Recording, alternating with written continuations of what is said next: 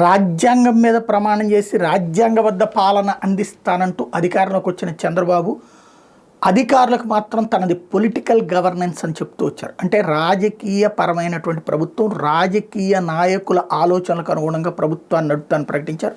పలు మీటింగుల్లో కూడా అదే చెప్పారు. పక్కన పవన్ కళ్యాణ్ పెట్టుకుని కూడా పవన్ కళ్యాణ్ కూడా దాన్ని అంగీకరించినటువంటి పరిస్థితి. పొలిటికల్ గవర్నెన్స్ అంటే రాజకీయ నాయకుడు ఇష్టారాజ్యంగా నడుస్తుంది. అయితే ఇప్పుడు సొంత పార్టీ వాళ్ళకే కొత్త కష్టాలు వస్తున్న వేళ చంద్రబాబు సీరియస్ అవ్వాల్సి వచ్చింది. అందులో ఒకటి, రవీంద్ర ప్రస్తుతము మంత్రి, గతంలోనూ మంత్రిగా చేశారు, మచిలీపట్నానికి సంబంధించినటువంటి ఎమ్మెల్యే.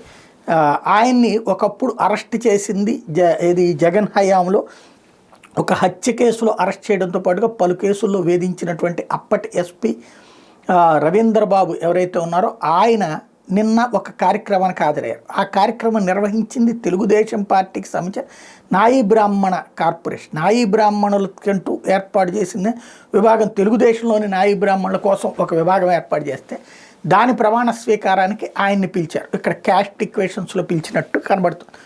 అయితే ఆయన అక్కడ ఉన్నారని తెలిసి రవీంద్ర అటెండ్ కాలేదు. ఆ తర్వాత రవీంద్ర ప్రెస్ కాన్ఫరెన్స్ పెట్టి మరీ ఆగ్రహం వ్యక్తం చేశారు. నన్ను దారుణంగా హింసించి, నా కుటుంబాన్ని తీవ్రంగా అవమానించి వేధించినటువంటి మాజీ అధికారిని తీసుకొచ్చి ఎలా వేదిక మీద కూర్చోబెడతారు అన్నటువంటి దీని మీద వెంటనే తెలుగుదేశం పార్టీ అధినాయకత్వం సీరియస్ అయింది. చంద్రబాబు సీరియస్ అయ్యారు. వెంటనే ఆ సదరు నాయకుల్ని పిలిపించి మాట్లాడారు. వాళ్ళందరూ చైర్మన్దే తప్పన్నారు. ఇప్పుడు మరి చైర్మన్ మీద చర్య తీసుకుంటారు, పక్కన పెడతారు, కొత్తగా ప్రమాణ స్వీకారం చేసినటువంటి ఆయన ఏంటనేది చూడాలి. ఇది నెంబర్ 1 ఇష్యూ. నెంబర్ 2 ఇష్యూ వచ్చేటప్పటికి గుమ్మనూరు జయరాం ఒకప్పుడు వైఎస్ఆర్ కాంగ్రెస్ పార్టీలో మాజీ మంత్రి, ఆ తర్వాత ఆయన తెలుగుదేశం పార్టీలో చేరి ఎమ్మెల్యేగా తెలుగుదేశం పార్టీ తరఫున గెలిచారు. తను తాజాగా జర్నలిస్టులు తన మీద వ్యతిరేకంగా వార్తలు రాస్తున్నారని తన కుటుంబం మీద, తన మీద యాక్చువల్గా అక్కడ జరుగుతున్నది ఏంటంటే తెలుగుదేశం పార్టీ వాళ్ళ చేతుల్లో పత్రికలు ఉన్నాయి.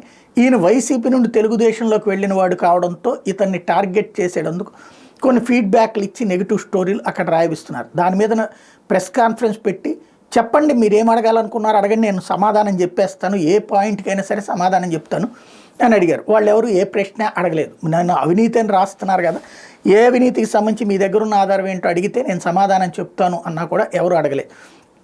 ఆ తర్వాత జయరాం వచ్చేటప్పటికి నేనేదో పట్టాల మీద పడుకోబెడతానని అది ఇది రాస్తున్నారు కదా, నాకు ఇట్లా తప్పుడు వార్తలు రాస్తే నేను ఆ పని చేయాల్సి వస్తుంది అన్నటువంటి వ్యాఖ్యలతో పాటుగా ఎట్లాంటి ఎన్నో చేసి వచ్చాను అని చెప్పినటువంటిది. ఇది అతిపెద్దదైనటువంటి డ్యామేజ్. అంటే జర్నలిస్టుల్ని పట్టాల మీద పడుకోబెట్టి చంపుతాను అని చెప్పడం ఇక్కడ క్లియర్ వార్నింగ్ కిందకు వచ్చింది. అది జర్నలిస్ట్ సంఘాలని తీవ్ర ఆగ్రహం వ్యక్తం చేసినాయి. దాంతో చంద్రబాబు సీరియస్గా స్పందించారు. ఆయన్ని తక్షణం వచ్చి దాని మీద వివరణ ఇవ్వమన్నారు పార్టీకి.